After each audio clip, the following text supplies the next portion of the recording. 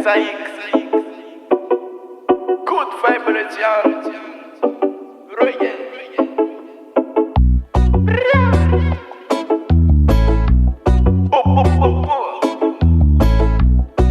Be from Madagascar.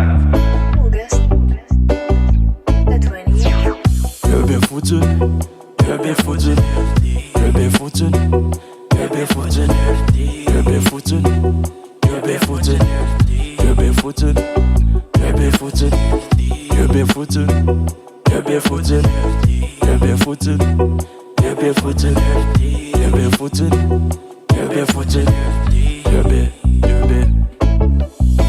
Raquete ticando antes Mpiangaly filina root boy mitondra anazy mas amakafy defa samy manalazy kolontsaina mainty tika no maneho anazy raha menao ny tenao de tonga de courage tsy misavisa fa hitondra nostalgique o tsara le filina sady miampy tekniky tiajan'olo lay roro fa tena mampifiky nareo aza miteka ataovy normal tosy kolontsaina saka mainty no tongeto m'improve mengainga ho azy fotsiny inspirako eto za tsy miasa saina fa tonga de reketiko io faniovakadina nefa sa tsy lamfika efa nikosiko hatrany alofona ny teknika fa ho tsara tsy misy mipaniky alaviro mihitsy ny zavatra tsy vita je ben foutu, je ben foutu, je ben foutu, je ben foutu, je ben foutu, je ben foutu, je ben foutu,